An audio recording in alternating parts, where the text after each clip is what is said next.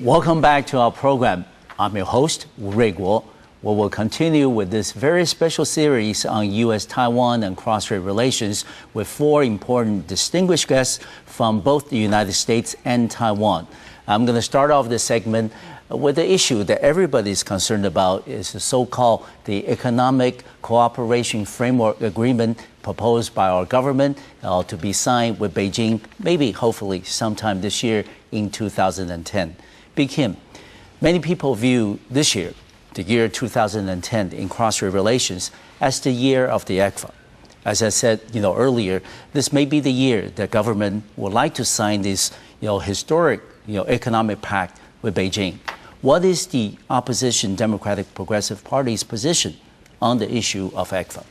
Well, first of all, the content of ECFA has not been disclosed, and so it's very difficult for us to comment on the specifics of this ECFA. So we can simply discuss the concept of having a free trade agreement with China in the absence of having free trade agreements with our other trading partners. Yes. And this is the dimension that we look at. Our view of, generally having normalizing economic relations with China. When we were in government, in fact, when our chair was a minister in charge of relations, we did put in place various mechanisms that enabled the gradual normalization of trade relations with China. So in principle, we're not against normalizing and gradually liberalizing trade with China. What we do have a problem, though, is opening up too soon, too fast, and too broadly without adequate risk managing mechanisms in place. And what I mean by risk management is that, the reality is that China continues to pose a significant threat to Taiwan from military terms as well as in terms of sovereignty and political terms. And we need to have certain mechanisms in place. Secondly, we have to think about industrial adjustment plans, because in any kind of new broad trade arrangement, such as an arrangement with China, given the size of the Chinese economy, it will have a dramatic impact on our industries. And there will be winners and losers. Our government has been making the argument that it would help the petrochemical industries, but they are not being forthcoming and telling us what are the industries that would be hurt and what is the plan for them. Do we have an industrial adjustment plan? Do we have retraining programs? Do we have employment projects in place so that the losers in a free trade agreement would feel secure about their job opportunities and their future? And thirdly, we need to look at our global trading relations in a much more balanced perspective. We can't put all our eggs in one basket. And the way our government is pursuing its trade relations with China, putting 80% of their energy all in China, all their hopes and expectations in China, that is not only it not only lacks a balance, but it's not in our interest from a risk management perspective to put all our hopes in one basket. And so our view on trade relations with China or any kind of free trade arrangement with China is that we need to have these additional parallel arrangements in place. And we can't just move ahead without giving the public information, without communicating with the various industries, how this could impact. We hear from many traditional industry sectors over the past year. They wanted to invest more in Taiwan, but without understanding of how this agreement might affect them in the future, they are reluctant to do so. And so this kind of uncertainty arising out of a lack of public communication and transparency has become very problematic. And another very important aspect which we have to keep in mind is when we look at cross-strait trade, especially given the volume, it's becoming larger and larger. Yes. We must not look only at the volume, but in terms of how that wealth is distributed within our society. And if it is concentrated within a few industries, such as petrochemical, and we must ask a question, why does the government want to specially favor certain industries that are not in line with our longer-term climate or environmental policies? And how does that factor into our longer-term industrial plan in Taiwan?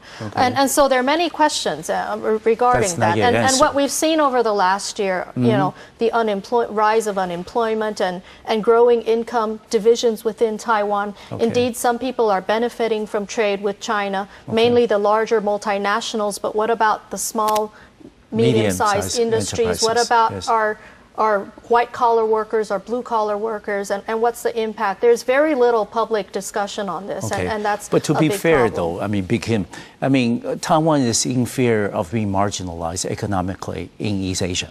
And of course, part of the government's justification is that, signing ECFA with China first, that maybe we can, through ECFA with China, sign FTAs or similar, in nature, economic agreements with other trading partners in Southeast Asia, for example. Do you think that's a workable, scenario, or does this DPP have an alternative that can be considered, in terms of preventing Taiwan being marginalized economically? Well, indeed, the government is arguing that by having this ECFA with China, it would open the door to free trade agreements with other countries. However, the government also admits that no other country has given us an obvious commitment that this can happen. And so we don't have this kind of guarantee. And is this part of the negotiations with China? We must make these demands. And if China continues to block us... And you don't see that happening? No, we don't see that happening. Secondly, this, we are actually worried about further marginalization if we depend too much on China, if we are putting all of our trade negotiating energy into only China.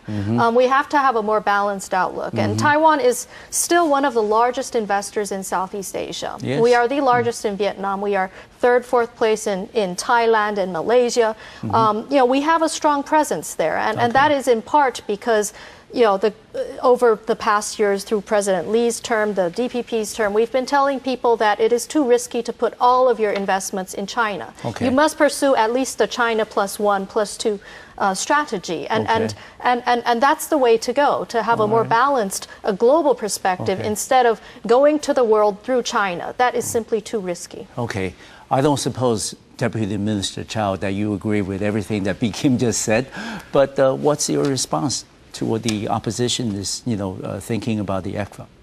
Well, China is very important, not only to us, but to the rest of the world as well. To us, 40% of our exports go to the Chinese market.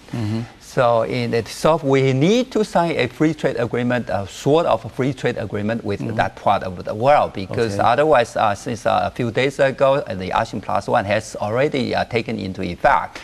And the ASEAN countries have also signed the same agreement with Japan, South Korea a few years ago, not to mention a host of other free trade agreements in this area.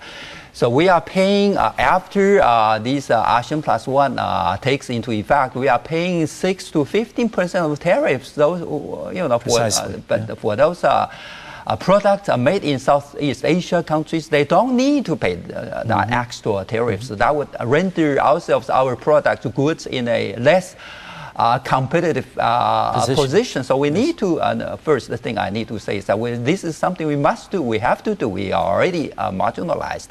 Actually, in my opinion, the previous DPP government should have done something in order to avert, to put ourselves in such a, difficult position, and they didn't.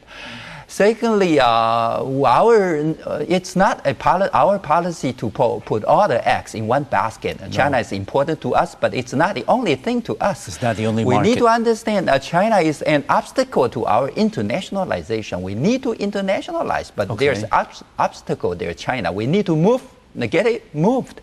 And the more we fought it, like it used to be in the past few years, the obstacle is just becoming heavier. It's just too heavy for us and anyone else to get it moved. And there's only one person who can do it, which is China itself. This is exactly what we are doing. Hopefully, from if we sign this economic agreement with China, since there's no sovereignty involved, it's not political in nature, it's economic in nature, and hopefully China would find it a solution that so all sides can be happy. Friends from Southeast Asia are already talking about possible agreements between Taiwan and those countries, and this is obvious because China will be less of a problem. Lastly, communication. This is not a lack of transparency. Hundreds of seminars have already been carried out by the government. MOEA, economic ministry. Yes, especially the Ministry of Economics, at least 100 Yes. Such seminars have been done by the MOEA itself, not to mention the efforts done by the MAC, the Mainland Affairs Council, and other agencies of the government. So, and also if you go to the MOEA's website, you'll find the agreement, with the kind of general, what the agreement is about in general. Okay, good. Alan, what is your assessment of the notion that if Taiwan signs an ECFA with China, that it makes the FTA with other trading partners more likely? For example, TIFA with the U.S.? Well, in general, on the China side, I think there are differences here.